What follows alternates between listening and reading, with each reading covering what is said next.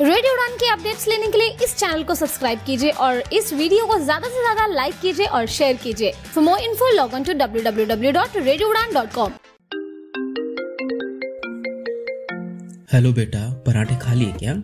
नहीं खाए पापा। सुबह 4 बजे उठ के तेरे सफर के लिए पराठे बनाकर तेरी बैग में रखती हो, तूने खाए नहीं। भूख तो इतनी लगी थी पापा, पर आप टिफिन के साथ हैंड वॉश रखना ही भूल गए। बिना हैंड वॉश पराठे कैसे खाऊं? सेवलॉन स्वस्थ इंडिया कहता है, अगर जर्म्स और बीमारियों से रखनी हो दूरी तो खाने से पहले हैंड वॉश है जरूरी। क्या आपने कभी सोचा कि एक ऐसा डिजिटल भारत कैसा होगा जहां हर कोई, चाहे वो कोई भी हो, बिना रुकावट, बिना बाधा के जुड़ सके?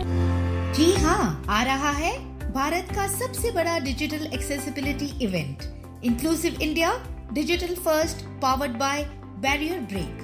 तारीख 10 नवंबर 2025। जगह JW मैरियट, सहारा, मुंबई। यहाँ आपको मिलेगा सुनहरा अवसर, लीडर से सीखने का, इनोवेटर से जुड़ने का और साथ मिलकर एक समावेशी डिजिटल भविष्य बनाने का। तो देर किस बात की, अभी रजिस्टर कीजिए newshook.com/inclusive पर और पाए अर्ली बर्ड ऑफर।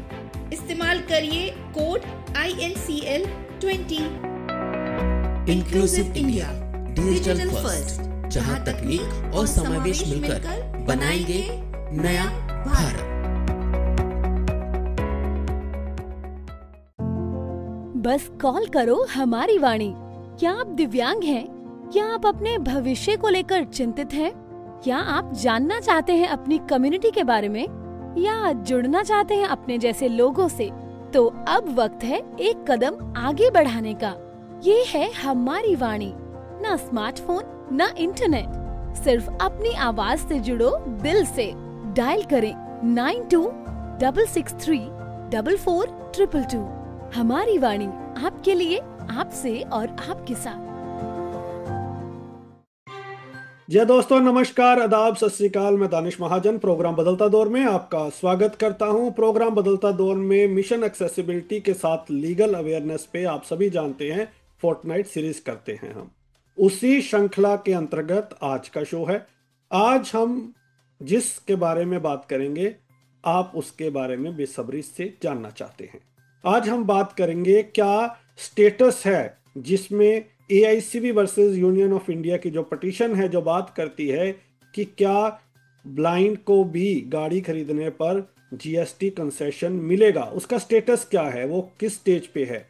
और अभी आप लोगों ने पढ़ा होगा और इसके बारे में चर्चा भी हो रही है कि GST जब से कम हुआ है 28 से 18, तब से जो OH को कंसेशन मिलता था वो भी गवर्नमेंट ने रिवर्स कर दिया है, वापस ले लिया है। तो क्या उसके ऊपर जो रीजनिंग आई है कोर्ट की, वो क्या है, उसके बारे में भी बात करेंगे। साथ ही साथ हम बात करेंगे मॉल्शरी वर्सेस UPSC। ये केस है स्पेसिफिक लर्निंग डिसेबिलिटीज का UPSC में रिजर्वेशंस को लेके। उनको रिजर्वेशन मिली थी, फिर वापस ले ली गई। क्यों ली गई वापस, और अब कोर्ट क्या कहता है, इन मुद्दों पर आज के शो में हम बात करेंगे। बात करने के लिए हमारे साथ एडवोकेट राहुल बजाज साहब हैं, जो को फाउंडर है मिशन एक्सेसिबिलिटी के। राहुल साहब, बहुत बहुत स्वागत रेडियो उड़ान पे। नमस्कार Danish ji, thank you very much. Bajaj साहब, बहुत उत्सुकता है लोगों में इस केस के बारे में जानने की। तो AICB versus union of India के केस को पहले लेते हैं। और एक कंफ्यूजन चल रही है पूरी कम्युनिटी में कि अभी हाल ही में आप एक और केस में अपीयर हुए थे जिसमें OH के कंसेशन को ले लिया गया है। तो ये क्या सेम केस है, जो दो अलग अलग केस हैं? नहीं, ये सेम केस है। मैं आपको बता देता हूँ एक्चुअली हुआ क्या है। हमने एक्चुअली जुलाई में एक ये केस फाइल किया था, अमर और मैंने, AICB के बिहाफ पे। ये बोलते हुए, क्योंकि उस टाइम पे ऐसा रेजिम था जुलाई में कि एक एबल बॉडीड इंसान जब स्मॉल कार खरीदता है तो उसको 28% GST भरना पड़ता है, एंड जो ऑर्थोपेडिकली डिजेबल्ड लोग हैं उनको 18% देना पड़ता है। बट ये कंसेशन जो है ये सिर्फ ऑर्थोपेडिकली OH, जो ऑर्थोपेडिकली हैंडीकैप बोला जाता है, उस कैटेगरी को दिया जाता था उस टाइम पे। तो हमारा आर्ग्यूमेंट ये था कि सिर्फ उस कैटेगरी तक कन्फाइंड ना होते हुए आ, ये ब्रॉडर होना चाहिए और ब्लाइंड एंड लो विजन लोगों को भी इसने कवर करना चाहिए, इन द सेंस कि उन लोगों को भी अल्टीमेटली एक अफर्मेटिव एक्शन चाहिए, इसमें उनको भी एडिशनल कॉस्ट भरनी पड़ती है।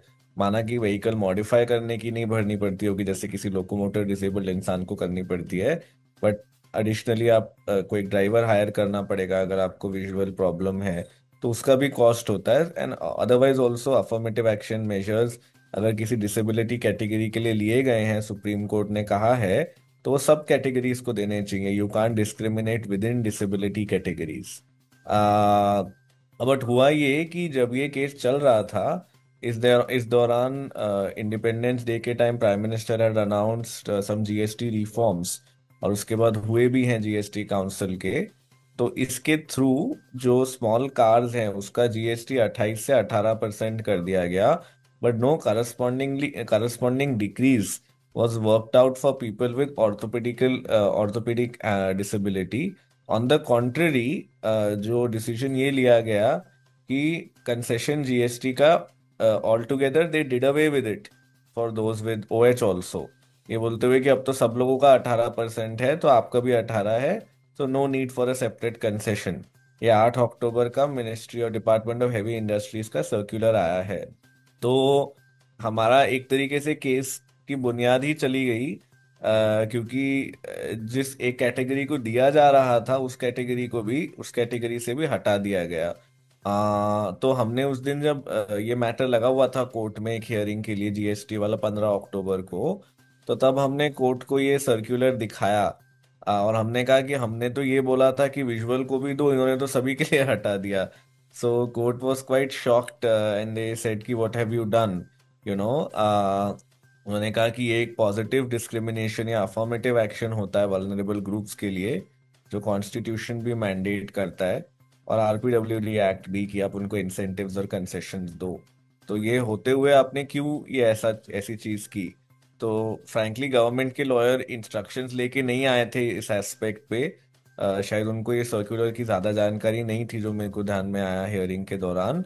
बट कोर्ट ने क्लियरली कहा कि आप करस्पॉन्डिंग डिक्रीज ऑर्थोपेडिक डिसेबिलिटी के लिए भी करो, जो जैसे पहला था। तो उसमें मैंने ये भी उनको बोला कि ऑर्थोपेडिक अगर आप लिख रहे हो तो विजुअल भी लिख दो, और हमारा केस स्पेसिफिकली एआईसीबी का जो है वो विजुअल डिसेबिलिटी पे है। तो इसलिए फिर कोर्ट ने उनको ये बोला है कि ऑर्थोपेडिक और विजुअल डिसेबिलिटी के लिए भी आप करस्पॉन्डिंग डिक्रीज क्यों नहीं कर रहे, ये चीज को आप लेकर के वापस आओ अगले हियरिंग तक। और काफी स्टर्न टर्म्स में कहा, कोर्ट ने कहा कि आप अपने ऑफिशियल्स को कन्फ्रंट करो, नहीं तो हमको करना पड़ेगा कि वो ऐसी चीज क्यों कर रहे हैं। बिल्कुल। तो अब अगली हियरिंग कब है? इस मैटर में अगली हियरिंग है 16 दिसंबर को। 16 दिसंबर को जी। तो इसके ऊपर कोर्ट काफी हैवी आया है। अब जी। थोड़ा सा एज ए डिसेबिलिटी एक्टिविस्ट आपसे समझना चाहता हूँ, यस। क्योंकि कहा जाता है कि लीगल टर्म में जो ये कंसेशंस आपके फंडामेंटल राइट में काउंट नहीं होते। That's right.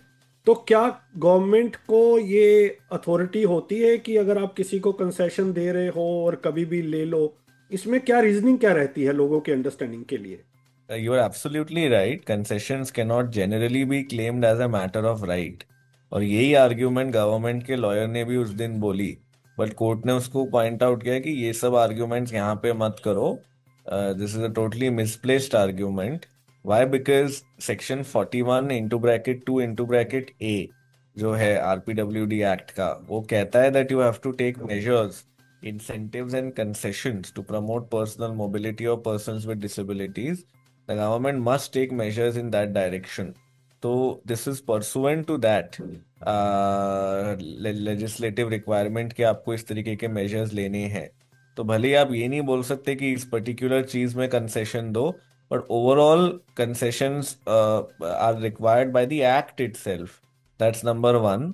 Second is what is shocking is if you already have a concession in place, you can't do away with that. या तो आप दो ही मत पहले, अगर आप दे चुके हो then you can't take it away, because then वो एक vested right बन जाता है उस पर्टिकुलर कम्युनिटी का कि उनको नॉर्मल वेस्टेड राइट मतलब एक सेटल्ड एक्सपेक्टेशन बन जाती है कि एबल बॉडीड पॉपुलेशन के हिसाब से उनको कम टैक्स पे मिलेगी गाड़ी।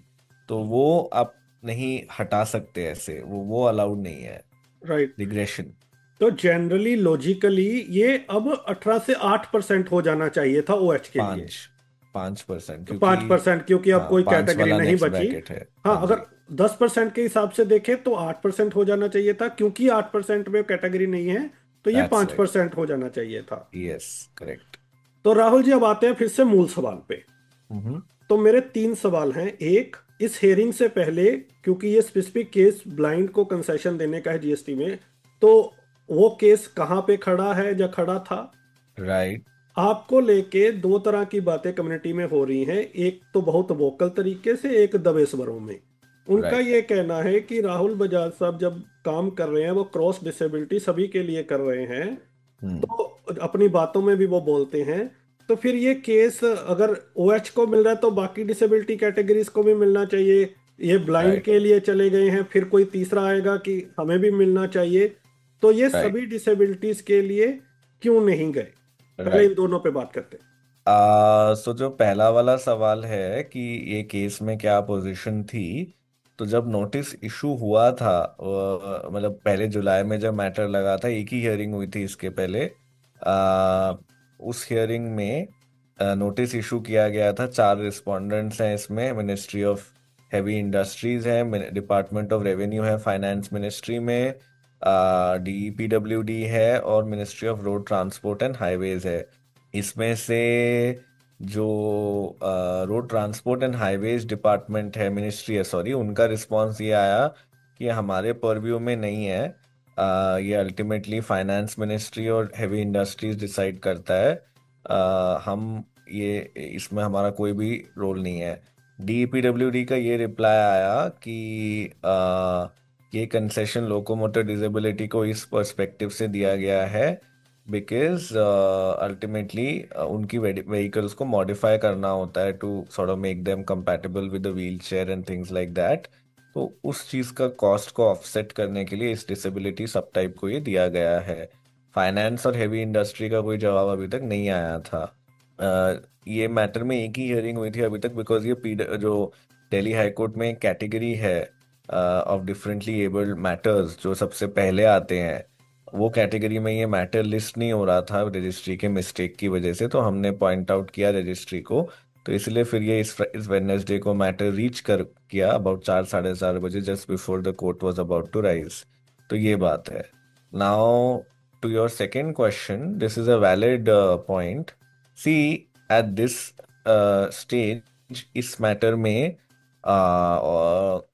Because we are only representing the AICB in this particular case, तो उनका जो प्रेयर्स हैं रिट पिटिशन में वो ये है कि ब्लाइंडनेस एंड लो विजन वाले कैटेगरी को भी ये कंसेशन मिलना चाहिए।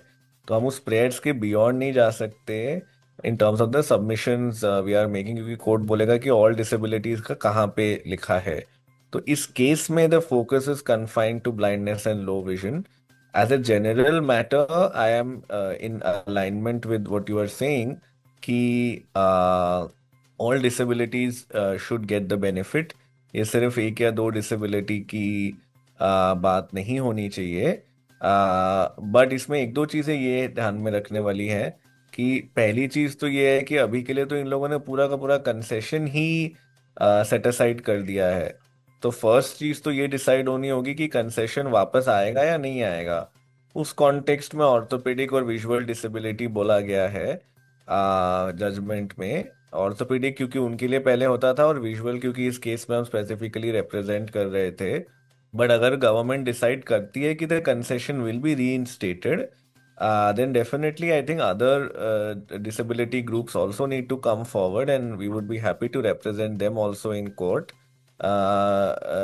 कि कोर्ट को ये बोला जाए कि this should be across disability types. अब आप देखिए कोर्ट की भी कुछ मर्यादाएं होती हैं, कुछ लिमिटेशंस होती हैं।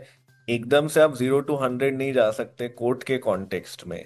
आप एक स्पीच के कॉन्टेक्स्ट में जा सकते हो, एक पॉलिसी मेकिंग डिस्कशन में जा सकते हो। कोर्ट्स में आप जिस क्लाइंट को रिप्रेजेंट कर रहे हो, जो आपके प्रेयर्स हैं, उतने तक ही आपको कन्फाइंड रहना पड़ता है, which I can understand may be frustrating for some जो बाहर से सिस्टम को देख रहे हैं। बट ये चीज एक मैं जस्ट बताना चाह रहा था। दूसरी चीज ये है कि ये कंसर्न भी मैंने भी बहुत लोगों से सुना है। इनफैक्ट एक मेरी फंडर से बात हो रही थी, वो ये कह रहे थे कि आप अपना काम जैसे व्हाट्सएप पे प्रमोट करते हो या इवन रेडियो उड़ान के साथ सीरीज करते हो, ये तो ज्यादातर ब्लाइंड या लो विजन लोग ही देखते हैं, तो 21 बाकी जो डिसेबिलिटीज है उनका क्या? तो I am definitely open to suggestions as to how we can you know do more for other disability categories also. आप ये भी ध्यान रखिए कि हमारी भी एक छोटी 4 मेंबर्स की टीम है, और इस तरीके के केसेस की फंडिंग मिलना बहुत मुश्किल है, तो ये कंस्ट्रेंट्स तो हैं ही। बट जैसे अब वो मोर्शी वाले केस का भी आप सुनोगे, जिसके बारे में मैं बताऊंगा, तो वो एक डिफरेंट डिसेबिलिटी कैटेगरी के बारे में है। तो within the limitations that we have, I think we are doing what we can, but I am open to more suggestions कि और हम कैसे बाकी डिसेबिलिटी टाइप्स को भी इंक्लूड कर सकते हैं अपनी एडवोकेसी में। राइट। और मैं यहाँ थोड़ी सी करेक्शन कर दूं कि रेडियो डॉन को सिर्फ ब्लाइंड या लो विजन नहीं सुनते हैं, क्रॉस डिसेबिलिटीज और इवन मेन स्ट्रीम सुनते हैं। तो हमारे अलग आई अलग एग्री शोज हैं। तो जी, this is you I can agree, but ये एक परसेप्शन लोगों का बिल्कुल। था एटलीस्ट हमारे बारे में कि आप व्हाट्सएप पे अपने आप को कर रहे हो प्रमोट या इस तरीके के प्लेटफॉर्म्स पे कर रहे हो जो बाकी डिसेबिलिटी टाइप नहीं सुनते। बिल्कुल। तो हाँ जी। तो एक तो आपने क्लैरिफिकेशन कर दी कि ये सेम केस था, अलग अलग केस नहीं थे, तो इसलिए आपको ओएच वाला मैटर लाना ही पड़ा, क्योंकि कंसेशन ही खत्म हो गया। तो फिर ब्लाइंड को मिले या ओएच को मिले तो कोई उसका रेलिवेंस नहीं रह जाता जब कंसेशन ही खत्म हो गया। तो ये इट वाज वेरी करेक्ट। और इस पे इंपॉर्टेंट मैं एंड बस ये नेसेसरी चीज फॉर यू टू बताना कम। चाहूंगा। हम्म।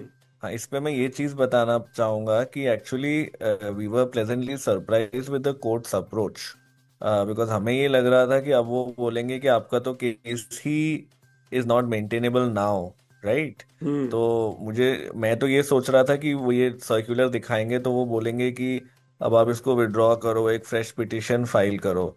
सो आई वाज प्लेजेंटली सरप्राइज्ड कि they took it in the direction that they did, you know. बिल्कुल। और जिस तरह से उनकी रीजनिंग आई है तो थोड़ी उम्मीद बंधी है कि ये रीइंस्टेट हो सकता है। Yes, I think so. तो आई थिंक इस केस में तो यही है, कुछ और है जो इस केस के बारे में जहां हमें दूसरे केस की ओर मूव करें? नहीं, इसमें यही है कि जो बाकी की डिसेबिलिटीज को कैसे इंक्लूड करना है, इस पे हमको थोड़ा सा सोचना पड़ेगा। वन ऑप्शन कैन बी कि अगर जैसे मान लो वो लोग रीइंस्टेट कर देते हैं ऑर्थोपेडिक और विजुअल, तो बाकी डिसेबिलिटीज का कोई ग्रुप अगर सामने आ पाए ये बोलते हुए कि हम एक इंटरवेंशन एप्लीकेशन इस केस में फाइल करते हैं कि आप सिर्फ ये 2 डिसेबिलिटीज तक क्यों कन्फाइंड रख रहे हो, इसको अक्रॉस द बोर्ड क्यों नहीं कर रहे।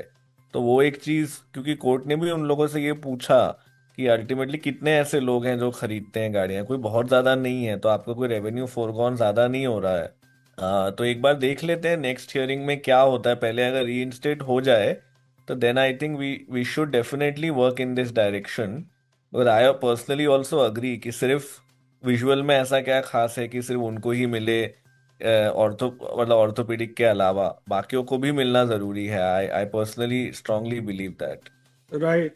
तो मेरा इस पे ये टेक है कि जीएसटी जी तो वन टाइम है, पाँच जी। परसेंट उसके बाद तो we are contributing to the economy. हम पेट्रोल राइट भरवाएंगे उसमें तो कोई सब्सिडी नहीं मिलेगी, हम राइट, ड्राइवर हायर करेंगे तो एम्प्लॉयमेंट देंगे, तो दैट्स गवर्नमेंट राइट। को तो happily they must come forward. तो we are yes, contributing to their cause, their economy. Correct correct, absolutely. अब आते हैं स्पेसिफिक लर्निंग वाला जो मोलश्री जी का केस है वर्सेस जी यूपीएससी। जी थोड़ी भूमिका बांधे, हमें बताएं ये केस है क्या? जी, मानता हूँ भूमिका।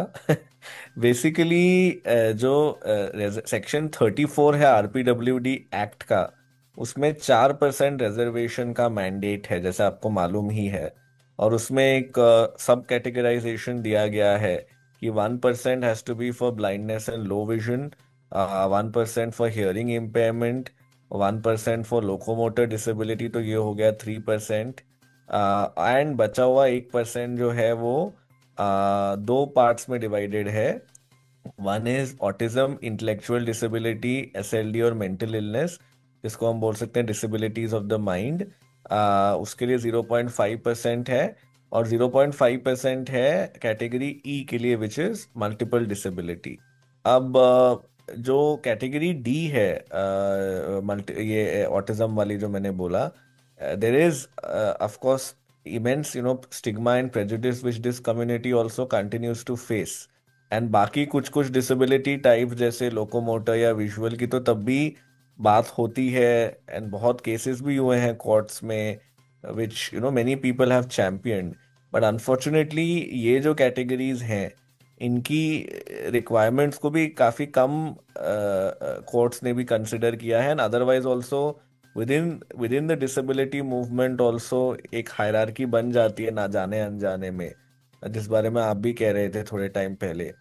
तो इसलिए ये इशू इम्पोर्टेंट बन जाता है। तो अब केस ये ऐसा था कि यूपीएससी ने सिविल सर्विसेज में इस पर्टिकुलर सब कैटेगरी को रिजर्वेशन दिया ही नहीं, जो 0.5% का देने का मैंडेट है। बाकी सब 4 कैटेगरियों को दिया, केवल इस कैटेगरी को नहीं दिया। और ये 2023 में उन्होंने दिया था, जो सिविल सर्विसेज में एक सर्विस होती है आर्म फोर्सेस हेडक्वार्टर्स, राइट, उसमें दिया था। बट 2024 में they did away with it all together. And इसके लिए कोई रीजनिंग नहीं थी, कोई डॉक्यूमेंटेशन नहीं था, कोई डेटा नहीं था कि मान लो कोई एसएलडी का बंदा आया हो और उसने कुछ मैसअप कर दिया हो, या और भी कोई ऐसा रीजन नहीं था जिसकी वजह से इस डिसेबिलिटी सब टाइप को रिजर्वेशन ना दिया जाए। But still that decision was taken. उस टाइम पे हमने केस फाइल किया था कैट में, क्योंकि ये सर्विस मैटर है अल्टीमेटली। तो कैट ने उस टाइम पे तो कुछ नहीं कर पाए थे, क्योंकि 24 का साइकिल शुरू हो चुका था, आधा खत्म हो चुका था। बट 25 के साइकिल के लिए इसको उन्होंने टेकअप किया। एंड अल्टीमेटली अभी और हाँ, 3 और सालों के लिए ब्लैंकेट बेसिस पे गवर्नमेंट ने एग्जेम्पशन दे दिया दिसंबर 24 में। 25, 26 और 27, ये तीनों सालों के लिए। और इसमें मैं डीपीडब्ल्यूडी को भी रिस्पॉन्सिबल ठहराऊंगा, बिकॉज उन लोगों ने भी ये चीज को सॉर्ट ऑफ एंडोर्स किया, तो नहीं करना चाहिए था। उन्होंने एक मीटिंग में जरूर बोला कि कैटेगरी डी को मिलना चाहिए उनके रेलेवेंट ऑफिशियल ने, बट अल्टीमेटली जब नोटिफिकेशन आया तो उन्होंने भी अपनी आवाज नहीं उठाई फॉर्मली इस चीज के बारे में। तो अनफॉर्चुनेटली इस वजह से ये रिजर्वेशन 3 सालों के लिए इस कैटेगरी से के लिए की तरफ से हटा दिया गया। और इस चीज को कैट ने अभी स्ट्राइक डाउन किया है। उन्होंने कहा है कि ये नोटिफिकेशन वॉइड है, ये एग्जेम्पशन सही नहीं है, और आपको एक कमिटी बनानी होगी with relevant subject experts in this disability type, which has to reconsider this whole issue and अगले साल के पहले। और अगर देना भी है एग्जेम्पशन तो आप पर्टिकुलर सर्विसेज से दे सकते हो, बट ऑल टुगेदर पूरे सिविल सर्विस से नहीं दे सकते। राइट। तो थोड़ा सा इसको और सिंप्लीफाई करते हैं जी। तो हम बात कर रहे हैं रिजर्वेशन की कैटेगरी डी की, जिसमें आपने बताया 2 कैटेगरीज हैं डी के अंदर, एक डी और एक ई। डी में है डिसेबिलिटीज ऑफ माइंड जो हम कह रहे हैं, और ई में है मल्टीपल डिसेबिलिटीज।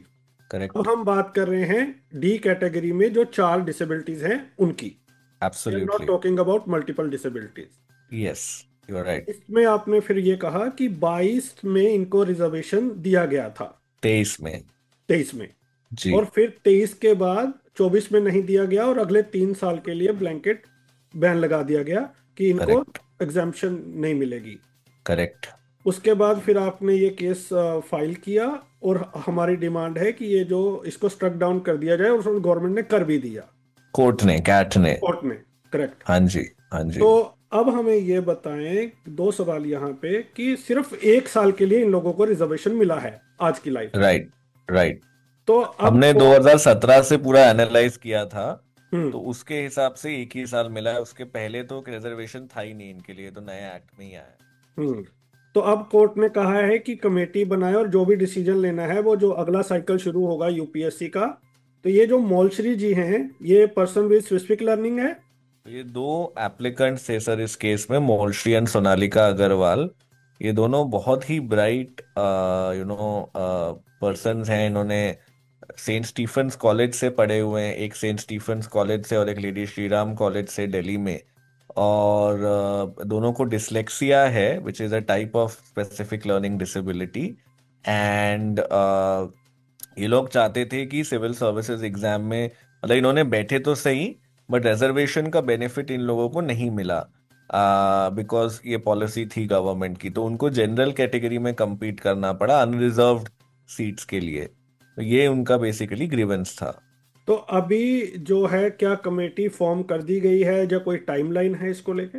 इस टाइम नहीं, अभी तक कोई टाइमलाइन एज सच कोई टाइमलाइन प्रिस्क्राइब तो नहीं की है कोर्ट ने, बट ये जरूर कहा है कि before the start of the next cycle, जो फरवरी में जनवरी में इनफैक्ट नोटिफिकेशन इशू होता है नेक्स्ट साइकिल का, तो उसके पहले they need to take a call on this.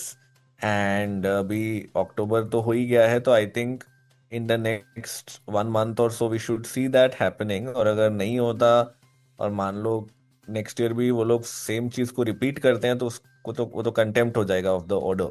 तो I am hopeful that the government will take this seriously and take corrective steps at the earliest. 2023 में जब रिजर्वेशन दी गई तो क्या इस डी कैटेगरी से किसी को अपॉइंट किया गया इन सर्विसेज में?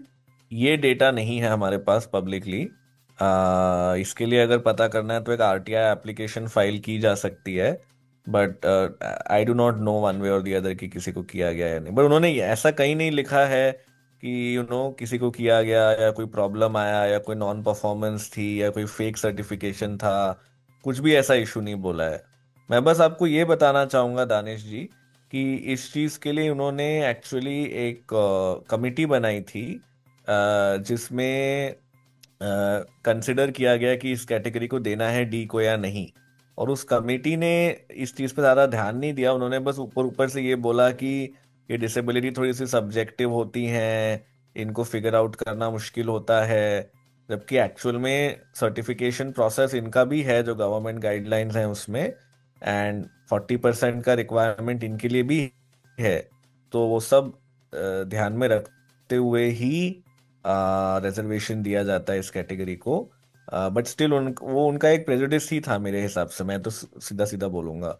क्योंकि और लोगों को क्या लगता है कि एक पूजा खेतकर ने सिस्टम को गेम कर लिया तो मतलब सभी इनविजिबल डिसेबिलिटी वाले कुछ रॉन्गफुल एंटाइटलमेंट चाह रहे हैं, जो एक मिसप्लेस थिंकिंग है। इवन जो भी है तो उसका जो ओनस है वो जी डिसेबल्ड पे नहीं आ सकता। वो आप डॉक्टर से पूछिए, जी इन्विजिलेशन से पूछिए, जो सर्टिफिकेशन वाली अथॉरिटीज है उनसे जी पूछिए। तो उनको तो इसी के जी लिए असेसमेंट के लिए बैठाया गया ना, तो ओनस किसी भी तरह से डिसेबल्ड पे नहीं आ सकता। वो दैट्स तो राइट। जैसे कोई नॉन डिसेबल्ड है वैसे ही डिसेबल्ड है, आप अपना प्रोसीजर कीजिए। तो अब ये बताएं कि जब दैट्स ये राइट। ऑर्डर आया कैट का, तो उसमें जो यूपीएससी के लॉयर थे उनका कुछ माइंडसेट आपने टटोलने की कोशिश की कि उनका क्या टेक था? और अब डीपीडब्ल्यूडी जो हमारा डिपार्टमेंट है, उनकी ओर से कुछ पॉजिटिव है या उनकी ओर से आपको क्या लग रहा है? तो जब केस हुआ उस दौरान मैं जरूर बता सकता हूँ कि अनफॉर्चुनेटली जो अप्रोच था डीपीडब्ल्यूडी का, तो मैं 1 मिनट में आता हूँ, बट जो बाकी के डिपार्टमेंट से, जो 2 डिपार्टमेंट थे बेसिकली इसमें, यूपीएससी का और डीओपीटी, जो अल्टीमेटली बिकॉज यूपीएससी तो सिर्फ वैकेंसीज एडवर्टाइज करता है, DOPT is the main department जो डिसाइड करता है कि कौन से सर्विस में कितनी वैकेंसियां होंगी, किस कैटेगरी के लिए होगी। तो अल्टीमेटली ये गलती डीओपीटी की है कि ये नॉन रिजर्वेशन नहीं दी गई। तो इसमें द अनफॉर्चुनेट पार्ट इज कि उन लोगों ने टूथ एंड नेल ये मैटर को फाइट किया, टूथ एंड नेल। ये पिछले साल सितंबर में इसको, जबकि इस तरीके का इशू ऐसा है ही नहीं जो इतना एडवर्सरियल तरीके से लेना चाहिए सरकार ने। पिछले साल सितंबर में ये मैटर फाइल हुआ, ठीक है। फिर उस टाइम पे तो रिलीफ कुछ मिल नहीं पाया बिकॉज एग्जाम प्रोसेस चल चल रहा था ऑलरेडी। फिर 2025 का जो एग्जाम था उसमें हमने पहले ही कोर्ट को बोल दिया था कि ये लोग फिर से वही चीज करने, मतलब इट्स लाइकली कि ये फिर से नहीं देंगे, तो आप हमको पहले की डेट दे दो। तो वो तो नहीं हो पाई, बट यही था कि जो एप्लीकेशन फॉर्म सबमिट करने की डेडलाइन थी सिविल सर्विसेज प्रीलिम्स के लिए 2025, उसके पहले हमने ऐसा ऑर्डर ऑब्टेन कर लिया था कोर्ट से कि एज एन इंटरिम अरेंजमेंट इन लोगों को कैटेगरी ई में अप्लाई करने का मौका दिया जाएगा, ना कि क्योंकि कैटेगरी डी के लिए तो अप्लाई करने का प्रोसेस ही नहीं था, राइट, बिकॉज उनको रिजर्वेशन ही नहीं है। तो एज एन इंटरिम अरेंजमेंट इनको मल्टीपल में अप्लाई करने दिया जाए और इनको कंसिडर अपने कैटेगरी डी में ही किया जाए, ऐसा करके एक इंटरिम मेकशिफ्ट अरेंजमेंट कैट ने वर्कआउट कर लिया था। उसके बाद हुआ ये कि फिर मैटर अप्रैल मई में लगा फाइनल हियरिंग के लिए, तब पहुंच नहीं पाया, कोर्ट के पास टाइम नहीं निकल पाया प्रेशर की वजह से, प्रेशर ऑफ वर्क की वजह से। फिर जून में जब रिजल्ट आया सिविल सर्विसेज प्रीलिम्स का, उस टाइम पे इन लोगों का रिजल्ट विथहेल्ड हो गया, इन दोनों का, हमारे एप्लीकेंट्स का, ये बोलते हुए कि इस कैटेगरी के लिए तो हमने रिजर्वेशन ही नहीं दिया, तो अब इनका रिजल्ट कैसे विथहोल्ड करें। जबकि कोर्ट ने क्लियरली बोला था कि आप कैटेगरी ई के थ्रू कंसिडर करके डिक्लेयर करो। आ, फिर हमने उस टाइम पे उस चीज के लिए एप्लीकेशन फाइल की, उसको भी उन्होंने बहुत फाइट किया, बट अल्टीमेटली फिर जुलाई 7 को, ठीक है, जुलाई 7 को एक ऑर्डर आया कैट का ये बोलते हुए कि इनका रिजल्ट डिक्लेयर करना ही होगा आपको, नहीं तो यूपीएससी के सेक्रेटरी को आना पड़ेगा कोर्ट में। फिर उसके बाद भी उन लोगों ने रिजल्ट डिक्लेयर नहीं किया। फिर हमको उसको मतलब कोई खास रीजनिंग नहीं दी, बस किया ही नहीं, कुछ किया ही नहीं उन्होंने। फिर हमने उस चीज के लिए कंटेम्प्ट पिटिशन फाइल किया। उस कंटेम्प्ट पिटिशन में उन्होंने ये बोला कि यार हम इसको हाई कोर्ट में चैलेंज करने वाले हैं, अगस्त की बात चल रही है। बट फिर कोर्ट ने पूछा अगर करना ही था तो एक महीने तक क्या कर रहे थे। तो 6 अगस्त को फिर कोर्ट ने कंटेम्प्ट पिटिशन में बोला कि या तो आप चैलेंज करो या तो रिजल्ट डिक्लेयर करो, ऐसे आप हवा में बात नहीं रख सकते। तो फिर उन्होंने उसको हाई कोर्ट में चैलेंज किया। तो हाई कोर्ट ने कहा कि नहीं ये गलत है आपका, मतलब इन द सेंस कि ऑलरेडी उनको रिलीफ मिल चुका है, तो कैट को फाइनली डिसाइड तो करने दो मैटर, फिर उसके बाद देखेंगे जो होगा सो होगा। तो हाई कोर्ट ने मैटर फिर डिसमिस कर दिया। अब इन लोगों ने रिजल्ट भी जो लेकर के आए, ये सील्ड कवर में लेके आए, मतलब हमको मालूम ही नहीं पड़ा कि हमारा रिजल्ट था क्या बेसिकली। और ये बोलते हुए कि पूरा प्रोसेस कॉम्प्रोमाइज हो जाएगा अगर रिजल्ट डिस्क्लोज कर देंगे। हमको बस इतना बताया गया कि इन दो एप्लीकेंट्स ने जो कट ऑफ था वो नहीं मीट किया। कितना कट ऑफ था, क्या था, कुछ नहीं बताया गया। उस चीज को हमने हाई कोर्ट में चैलेंज किया, वो हम नहीं सक्सीड कर पाए। फिर उसके बाद ये मैटर फाइनली जो हियरिंग हुई, जो ओवरऑल पॉलिसी इशू पे, इसमें ये अभी जजमेंट आई है ये बोलते हुए कि आपने ये गलत किया कि रिजर्वेशन नहीं दी और अगले टाइम से दोगे। तो मैं ये इतना पूरा इसलिए बता रहा हूँ कि हर स्टेज पे गवर्नमेंट ने इसको ऑब्स्ट्रक्ट किया। I am very sorry to say. DPWD का जहां तक सवाल है, उन्होंने अपने काउंटर एफिडेविट में जाने अनजाने में बोला, बट उन्होंने हमारे हमारे सपोर्टिव स्टैंड लिया एक्चुअली। उन्होंने ये हमने जो लैंग्वेज यूज की थी कि ये ओवरसाइट और प्रेजुडिस रिफ्लेक्ट करता है यूपीएससी और डीओपीटी का, वही लैंग्वेज उन्होंने भी यूज की, यू नो। और तो उनके एफिडेविट लॉयर में क्या को भी दिया ये, वो इम्पोर्टेंट है कि रिटर्न में क्या दिया है नहीं डीपीडब्ल्यूडी रिटर्न में ने। ही बोल रहा हूँ मैं। हम्म। रिटर्न में ही उन्होंने, मतलब उन्होंने कुछ कमिट नहीं किया, उन्होंने अल्टीमेटली कहा कि ये डीओपीटी और यूपीएससी का ही मामला है, हमारे हाथ में नहीं है। बट एक दो जगहों पे उन्होंने ऐसी लैंग्वेज यूज की विच सीम टू सजेस्ट कि वो भी हमारे फेवर में है। तो वो चीज हमने भी कोर्ट में यूज किया था एम्यूनिशन टू से कि देखो आपका खुद का डिसेबिलिटी डिपार्टमेंट आपके साथ अग्री नहीं कर रहा। हम्म। और वो जो लॉयर था वो कॉमन था डीओपीटी के लिए भी, डीपीडब्ल्यूडी के लिए भी। और ये भी एक गलत चीज है मेरे हिसाब से, क्योंकि आई थिंक डीपीडब्ल्यूडी का अपना अलग लॉयर होना चाहिए जो एक डिसेबिलिटी कम्युनिटी के पर्सपेक्टिव से व्यू पॉइंट बता पाए। क्योंकि अगर आप देखोगे कि अगर सेम बंदा डीओपीटी को भी रिप्रेजेंट कर रहा है और डीपीडब्ल्यूडी को, तो वो मतलब वो समहाउ और दी अदर वो जस्टिफाई करना, he will be force to justify जो कोई डिसीजन डीओपीटी ने लिया है। वो कोई इंडिपेंडेंट व्यू नहीं दे पाएगा डीपीडब्ल्यूडी का। बट बिल्कुल। Anyway, that is what it was. तो बट हमने भी इसको टूथ एंड एंड तक फाइट किया। इनफैक्ट गवर्नमेंट लॉयर ने कहा भी फाइनल हियरिंग में कि ये मैटर में हम शुरुआत से प्रेशर में रहे हैं। So that was a source of satisfaction for us also. अब बिल्कुल। अल्टीमेटली क्या डिसीजन लिया जाता है ये देखना होगा, बट आई एम होपफुल कि they will take corrective steps. तो इन दोनों ही जो रीजनिंग्स अभी तक आई हैं ऑनरेबल कोर्ट से, तो जी दोनों में हमारे लिए पॉजिटिव ही है। चाहे हम वो जीएसटी वाला देखें, जिस तरह की लैंग्वेज यूज हुई है, जिस तरह की जी रीजनिंग आई है, और कैट वाले राइट मसले में भी। तो जैसे जी भी आगे जो भी होगा तो हम अपने लिसनर्स को एजुकेट करेंगे आपके माध्यम से। तो जाते जी। जाते क्या कहेंगे आप हमारे लिसनर्स के लिए? नहीं, आई थिंक आपने काफी अच्छे सवाल पूछे हैं, so let's continue to engage. And ultimately हम सबके गोल सिमिलर हैं, इंक्लूजन ओरिएंटेड ही हैं, तो within the disability community there should be a sense of solidarity and unity. ये नहीं है कि हम एक दूसरे के साथ ही लड़ने लग जाए। बिल्कुल बिल्कुल। तो जी, हमारे लिसनर्स और हमारी टीम की ओर से बजाज साहब आपको दिवाली की भी बहुत बहुत मुबारकबाद, और thank you thank you so much आपको फॉर भी। Joining. Thank you. All right, thank you. तो लिसनर्स, बात की आज हमने एडवोकेट राहुल बजाज साहब से, जो को फाउंडर है मिशन एक्सेसिबिलिटी की। ये शो भी मिशन एक्सेसिबिलिटी और रेडियो डान की जो फोर्टनाइट लीगल अवेयरनेस सीरीज है उसके अंतर्गत किया गया है। दो मसलों पे आज हमने बात की, जीएसटी रिलीफ व्हीकल में और स्पेसिफिक लर्निंग डिसेबिलिटीज को क्या यूपीएससी में रिजर्वेशन मिलनी चाहिए या नहीं। अगले सप्ताह होगी मुलाकात आपसे किसी और टॉपिक पे किसी और गेस्ट के साथ। दीजिए इजाजत, सुनते रहिए radio Dana flight of life. Bye bye. Hello बेटा, पराठे खा लिए क्या? नहीं खाए पापा। सुबह 4 बजे उठ के तेरे सफर के लिए पराठे बनाकर तेरे बैग में रखते हो, तूने खाए नहीं। भूख तो इतनी लगी थी पापा, पर आप टिफिन के साथ हैंड वॉश रखना ही भूल गए। बिना हैंड वॉश पराठे कैसे खाऊं? सेवलॉन स्वस्थ इंडिया कहता है, अगर जर्म्स और बीमारियों से रखनी हो दूरी तो खाने से पहले हैंड वॉश है जरूरी। क्या आपने कभी सोचा कि एक ऐसा डिजिटल भारत कैसा होगा जहां हर कोई, चाहे वो कोई भी हो, बिना रुकावट बिना बाधा के जुड़ सके? जी हाँ, आ रहा है भारत का सबसे बड़ा digital accessibility event, inclusive India digital first powered by barrier break. तारीख 10 नवंबर 2025। जगह JW मैरियट, सहारा, मुंबई। यहाँ आपको मिलेगा सुनहरा अवसर, लीडर से सीखने का, इनोवेटर से जुड़ने का और साथ मिलकर एक समावेशी डिजिटल भविष्य बनाने का। तो देर किस बात की, अभी रजिस्टर कीजिए newshook.com/inclusive पर और पाए अर्ली बर्ड ऑफर। इस्तेमाल करिए code INCL20। Inclusive India digital first, जहां तकनीक और समावेश मिलकर बनाएंगे नया भारत।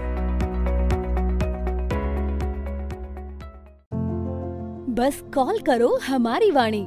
क्या आप दिव्यांग हैं? क्या आप अपने भविष्य को लेकर चिंतित हैं? क्या आप जानना चाहते हैं अपनी कम्युनिटी के बारे में, या जुड़ना चाहते हैं अपने जैसे लोगों से? तो अब वक्त है एक कदम आगे बढ़ाने का। ये है हमारी वाणी। ना स्मार्टफोन, ना इंटरनेट, सिर्फ अपनी आवाज से जुड़ो दिल से। डायल करें 9266344222। हमारी वाणी, आपके लिए, आपसे और आपके साथ।